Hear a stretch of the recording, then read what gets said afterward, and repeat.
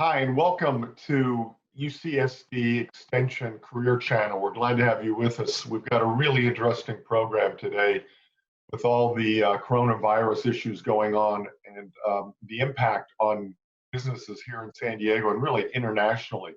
My guest today is Eduardo Velasquez, who is the research director for the Economic Development Corporation, known as EDC, here in San Diego. And Eduardo headed up a survey called the COVID Impact Survey to find out what effect this is having on San Diego. We know thousands of jobs have been lost, businesses have been closed, and so we thought it would be of great interest to you as our viewers. And to put this in perspective, a little over 360 employers were surveyed. They included members of the Chamber of Commerce, the Small Business Development Center, the Downtown San Diego Partnership, and the National City Chamber of Commerce. So Eduardo, welcome. Thank you for joining us and explaining the survey in a little more detail. Yeah, happy to do it, Phil. First of all, why don't you tell us about the Economic Development Corporation and what they do normally and what they do when an issue like coronavirus comes along? Yeah, we're a privately funded nonprofit, and our mission really is to help businesses grow and expand in San Diego County. And so right now, obviously, businesses are in urgent need of resources and support to keep the lights on and keep their payroll going and navigate a litany of challenges and federal programs as well as local programs that are coming online to help them weather this economic storm. And so we've recalibrated our team to focus on providing that assistance and that support to businesses where they need it. And so you can find a lot of information on our website in terms of what resources exist to help small businesses through this crisis at sandiegobusiness.org/coronavirus. And we're also reaching out to businesses directly and trying to understand what their needs are. We have a survey open that's collecting information in real time from local businesses to understand how they're dealing with these challenges, what kind of impacts we're seeing across industry, and really trying to provide good information and good data to companies and their employees in these tough times.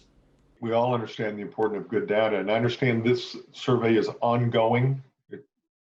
Every week, sort of updated. What trends are you seeing now? You're 2 or 3 weeks into it, is that right? Yeah. So last week we sent out sort of our first analyses of the survey results after having it open for 2 weeks, and so we are seeing that the impacts of the virus and the related closures really are concentrated in the hospitality and retail industries. We're seeing small businesses are obviously being disproportionately impacted by these closures, and that the impacts that businesses are reporting are expected to be immediate. So you can find all of that on our website, sandiegobusiness.org, that commentary and analysis, as well as some interactive graphics about the data. And yeah, we're keeping the survey open for the time being and letting businesses report back to us in terms of what effects that they're seeing as they have an opportunity to sit down and fill that survey out. So you'll see another update on Thursday as we pull the data tomorrow, Wednesday, and update the numbers, analyze the trends, and send out another snapshot on Thursday. And I think this data is important because it gives us sort of a coincident indicator of what businesses are feeling or what they're anticipating the impacts will be to them in the immediate term. Unfortunately, we don't have official statistics yet for the San Diego region in terms of what the impact has been. We know at the national level, the Bureau of Labor Statistics released its monthly employment data last Friday, and there were nearly 800,000 jobs lost in the month of March. That's just the national picture doesn't give us details on our local economy. There's also reason to believe that those numbers perhaps understate the impact. We're tracking weekly unemployment claims, which again are reported at the national and state level, and we've seen just astronomical figures in terms of new unemployment insurance claims across the country and within the state of California. And so we're trying to utilize this survey to give us a little bit of insight at the local level to add context to those national numbers, because obviously there's a lot of numbers flying around that are being covered in the press, and with good reason, and the numbers are very dramatic and sort of off the scales in terms of what we're accustomed to seeing, certainly in a growing economy. So being able to collect this information from employers in real time and have that on the ground point of view helps us put some of these national numbers in context. And once we get the employment data for the local economy in a couple of weeks, we'll know a little bit more. But we expect to keep collecting this data as long as we can. Yeah, and the good news and bad news. San Diego is such a wonderful city to visit and play in that tourism is 25% of our industry. That's great news on a good day, but unfortunately, those are the industries that hit the hardest right now. SeaWorld's closed, zoos closed, Legoland's closed. Cruise ships are not coming and going they're not coming or going with healthy passengers. So it's really unfortunate. So I think that level, San Diego and Southern California will be hit hardest with unemployment. So that's really unfortunate. But are you seeing any trends nationally that you're not seeing in San Diego or vice versa, or do we seem to be pretty much mirroring the rest of the country? Yeah, I think right now what we know is that the first wave of interruptions to business and closures really is coming from the states that took action with stay-at-home orders, right? That's where the impacts were most pronounced, and of course, it's going to hit the public-facing industries more immediately. Anything in the retail or hospitality industries, they're going to feel those effects first and foremost, and to a great detail. So that's pretty much in alignment, I think, across the country where those closures have been in effect. Now that we've been really kind of in this stay-at-home mode for a few weeks now, at least in California, I think a lot of the other states that were holding out have come into alignment as well. And we'll start to see some of their numbers, mirror what we're seeing in California and in other states.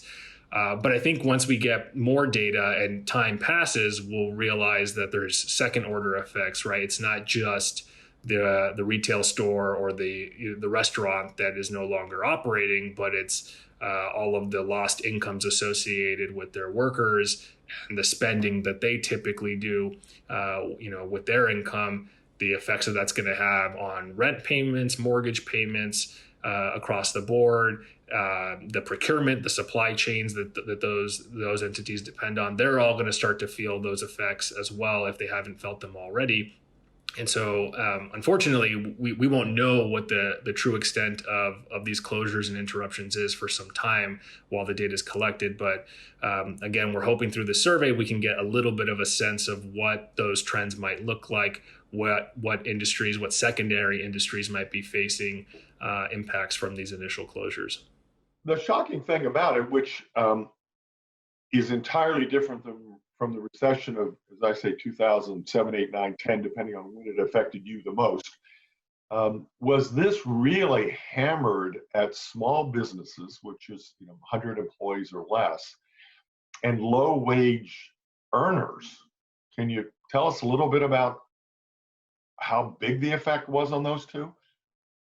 Yeah, I think you're absolutely right, Phil. The impacts that we're seeing and that we're still yet to see really from this response really are going to be very different in a lot of ways than what was witnessed in the financial crisis, the Great Recession of 2008. In large part, that's because this is tied to a health crisis that requires us as individuals to stay home and reduce our social interaction with one another. And so that hits retail and hospitality harder than any other industry. And we're seeing that in the survey results that we have collected over the past 2 weeks.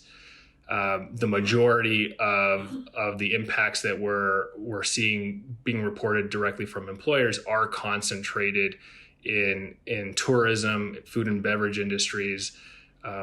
Of the 560 employers that we surveyed, about 360 have reported plans to reduce staff. 80% of those reductions are expected to be in the food and beverage and tourism industries. Overwhelmingly, the results that we're seeing are coming from smaller businesses. Obviously, the large corporations that have predominantly white collar workers have moved a lot of those workers to working remotely, like I'm doing, like you're doing, staying home, staying safe. And so they're able to weather the storm more so than smaller retail shops that are, really reliant on that face-to-face customer interaction.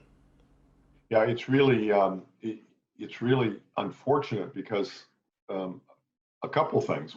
One, the recession was so prevalent with white collar. It was the financial industry that crashed. And restaurants and tourism, that sort of stayed active, and people could still go out to eat. They could still go see a movie. They could still do the tourist things. They could still travel if they could afford it. But the thing that really surprised me about this was also how fast the layoffs were. It wasn't the recession. It was like, ooh, gosh, 6 months into this, I'm starting to see a slowdown in my business. I'm going to lay a few workers off, lay a few more off, a few more. This was interesting that you found that 94% of the employers said they were having major layoffs within 30 days. Yeah, the impacts are going to be immediate, and again, I think it's because of the nature of the economic impact that we're seeing. So a lot of the businesses, a lot of the smaller businesses, a lot of the industries that are being most heavily impacted and affected tend not to have a long runway in terms of cash flow. JP Morgan Chase Institute, which is sort of a research arm of the bank, put out some analyses maybe a year or two ago, and they've started to recirculate this in the face of the crisis and the economic fallout. That on average, a small business, particularly in the retail sector, tends to only have a couple of weeks of cash flow reserves on hand. And so when these businesses are forced to effectively shut their doors and cease operations, that really limits the cash cushion that they have to pay their workers, pay the rent, and cover the costs of operating a business, even one that's not functionally operating. And so, yeah, the overwhelming majority of the employers that we surveyed said that these impacts are going to be faced immediately or in the next 30 days. And from a revenue perspective, 2/3 of those that are anticipating revenue declines from these interruptions and these closures expect those revenue hits to take place within 30 days as well. So yeah, these impacts are coming fast, and they're large in scale. Well, it's very telling. I mean, your survey shows that small businesses, and for this discussion, small businesses $1 million or less in sales. There's a lot of definition of small business, but they're anticipating a 70% loss in revenue. I mean, to compare that to people on a salary, if all at once somebody said, oh, you're going to lose 70% of your salary, but continue on with that 30%. Right. That would be awfully difficult. And to put in perspective, companies $1 million in sales and higher only expected to lose 51% of their revenue. And it, having been a small business person once in my life, and luckily grew out of it, we need to have a lot of respect for small businesses in this country. I mean, the long hours they work, the stress they're under, and the entrepreneurial urge is just wonderful. But they don't have that luxury of saying, oh, employees, I'll keep you till this is over. I'll keep you for 30 or 60 or 90 days. When you only have 2 weeks of cash flow, you burn through that very, very fast. So highest admiration to small business out there. And boy, I hope we see you back here as soon as we can possibly get this back on track, which hopefully as of today, we're seeing cities have peaked and starting to slow down a little bit. So hopefully this is a 2 or 3 week runway from here on, he says, being eternally optimistic. I realize this is not your field, Eduardo, but what advice would you give to small businesses now? The Chamber of Commerce, 90% of their members are under 100 employees. Any advice of how to hunker down? There's lots of federal programs out there that they can look at, but I understand there's long waiting lines for that and slow response and all that sort of stuff. Yeah, it's tough. There's a number of programs that have been launched, obviously, in the last week or so, both here locally in the city of San Diego, region-wide, and also at the federal level. Obviously, getting in your applications to these programs as soon as possible is highly recommended. On our website, sandiegobusiness.org/coronavirus, you can find a list of all the different resources that we're aware of that have come online to support businesses at the local level, at the federal level. So I would direct business owners to that page to see what resources are available, what they might apply for. And if necessary, feel free to reach out to our organization directly. We have a team of economic development professionals that are becoming, very quickly experts, so to speak, with these programs and can help guide businesses through those processes and these applications, which can be cumbersome and can be difficult. One thing in particular that I'm aware of and that I'll share is that the recently launched Paycheck Protection Program that just opened on Friday and has hit a couple of speed bumps along the way. It's encouraged that businesses really work through their existing bank relationships and operations to submit those applications to make sure that they get processed as quickly as possible. So I know that there's a lot of delays and a lot of bottleneck issues with all of these programs since the need is so large and so urgent. And so obviously, refreshing and revisiting these pages and getting these applications in as quickly as possible is key. And we're seeing already that there's been discussions at the Treasury Department level just today that they're looking to expand some of these programs and perhaps, augment the support for small businesses in the near term.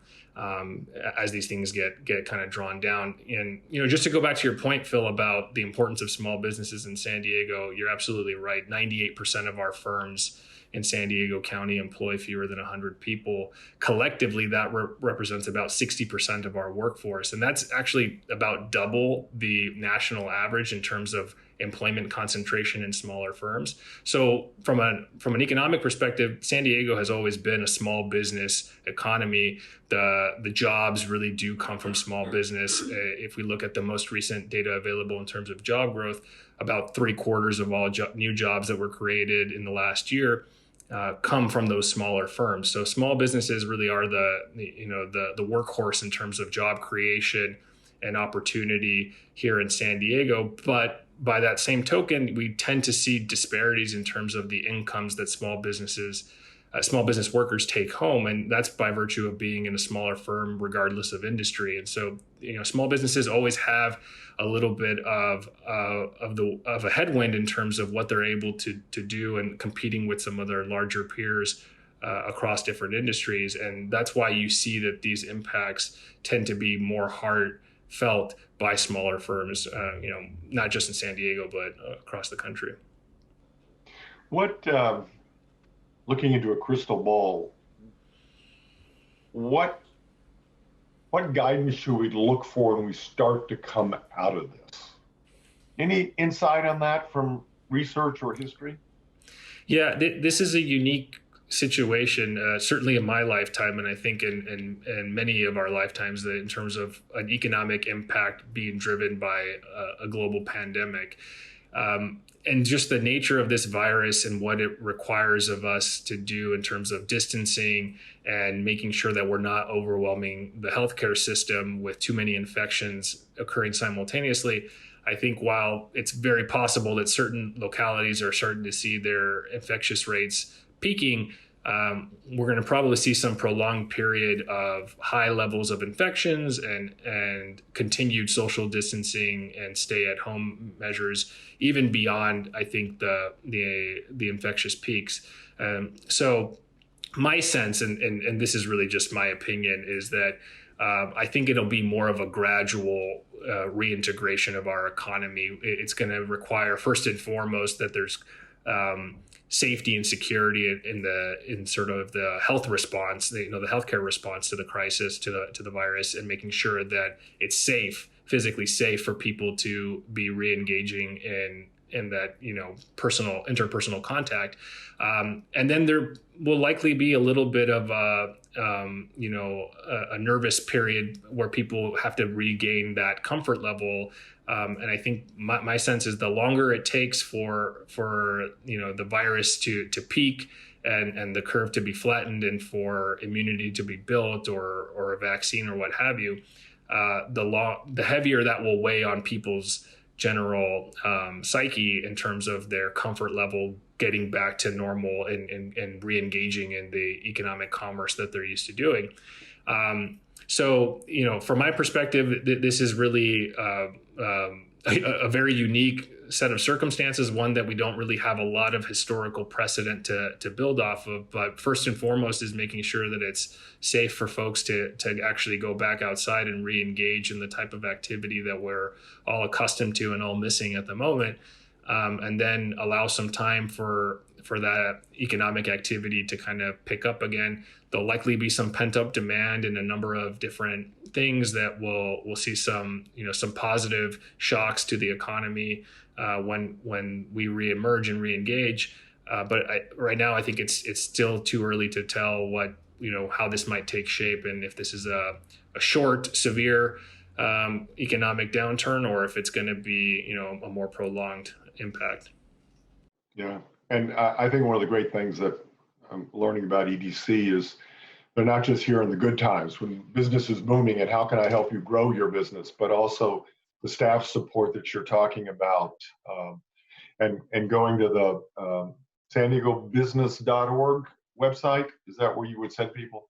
That EDC is here for you when things are really slowing down and are tragic. So kudos to you and your staff and leadership.